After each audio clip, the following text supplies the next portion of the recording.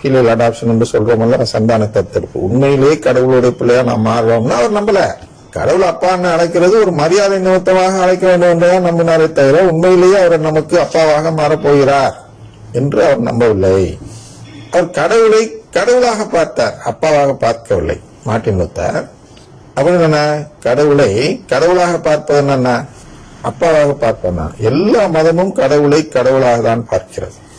கத்தோலிக்க திருச்சபையில் மட்டும்தான் கடவுளை அப்பாவாக பார்க்கிறோம், தந்தையாக. தந்தைன்னு சொன்னா நிறைய பேர் அதான் அப்பா அப்பாங்கிற. அவர் நம்முடைய அப்பா. பாட்டு மட்டும் எழுதுவாங்க, அப்பா தந்தைன்னு ஏதோ பாட்டெல்லாம் எழுதுவாங்க. ஆனா அவர்களே அதை நம்புவதில்லை. அப்ப அப்பான்னு எதுக்கு அப்புறம் பாடுறான்? அப்பான்னு பாடினா அவர் குளிர்விக்கலாம் அப்படின்னு சொல்ல, மனசை குளிர்விக்கலாம்ல. ஒருத்தரை போய் அப்பான்னு சொன்னோம்னா அது அந்த பாட்டு இந்த இதுல வரும்.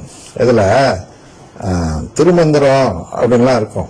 இந்த இந்து மத இதுல அவர்கள் திருப்புகழ் மாலை என்று வைத்திருப்பார்கள் அல்லவா.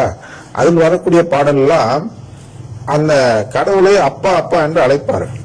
அதுக்கு இணையானதுதான் இந்த அப்பா தந்தை என்ற பாட்டு. கத்தோலிக்க திருச்சபையில் பாடுகிறார்கள் அல்லவா, அப்பா தந்தை.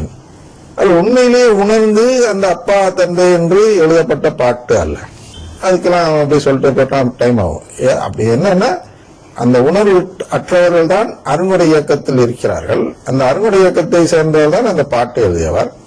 அவர் நம்புவது என்ன என்றால், அப்பா தந்தைன்னு காக்கா பிடிச்சா அவர் எப்படியா நமக்கு வேண்டியதை கொடுப்பார்.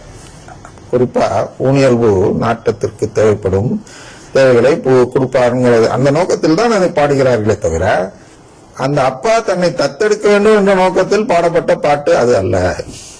அதனால் இந்த மற்ற சபைகள் என்ன செய்கிறார்கள் என்றால், பாவத்திற்கு வேறொரு பொருளை தருகிறார்கள்.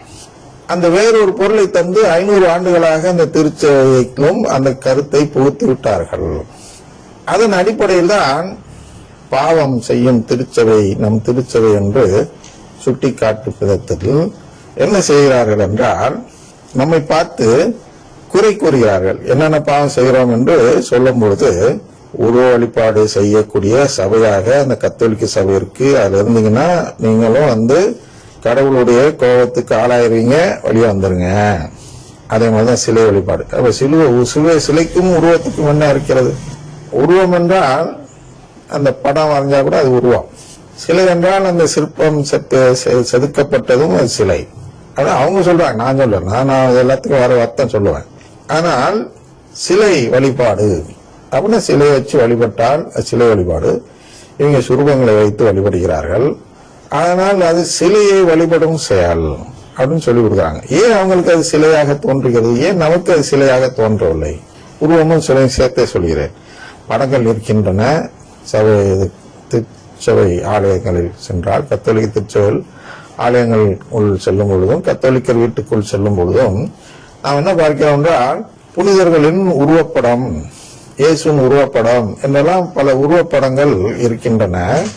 அதுபோன்று பல சிறுவங்கள் சிலை போன்று இருக்கின்றன. அப்ப இதெல்லாம் வச்சுட்டு நீங்க வழிபட்டீங்கன்னா நீங்க சிலை வழிபாடு தானே செய்றீங்க அப்படின்னு அவங்க நம்மளை பார்த்து கேட்பாங்க இல்லையா? இது கேட்காதவங்க யாருமே இருந்திருக்க முடியாது. கத்தோலிக்கர் எல்லாரும் எப்படியோ யாரோ ஒருத்தருக்கு அதை கேட்டு இருப்பார்கள். சிலை வழிபாடு தானே, அது ஏன் கும்பிடுற? பைபிள் இந்த இடத்துல அது சொல்லியிருப்பாரு, இது சொல்லியிருப்பாரு அப்படின்னு வசனத்தெல்லாம் காட்டுவாங்க. அந்த வசனத்தெல்லாம் கூட விளக்கி இருக்கிறோம் இல்லையா சென்ற பகுதியில். அப்ப இந்த வசனம் காட்டி நீ விவிலியத்தை கடைபிடிப்பவராயிருந்தா நீ சிலை வழிபாடு செய்யக்கூடாதானே என்று நம்மை மிரட்டுவார்கள். உடனே பயந்து போய் நிறைய பேர் இப்ப அங்க ஓடிறாங்க. கத்தோலிக்கர்கள் பலர், ஐயோ சிலை வழிபாடு நடக்குது, அதனால் நமக்கு நரக தண்டனை வந்துடும், அதனால் நம்ம அங்க போயிடணும் அப்படின்னு ஓடுவாங்க. அப்ப இந்த சிலை வழிபாடு என்றால் என்ன? முதல்ல அதுக்கு முன்னாடி வழிபாடு என்றால் என்ன அது தெரிஞ்சுக்கணும் இல்லையா?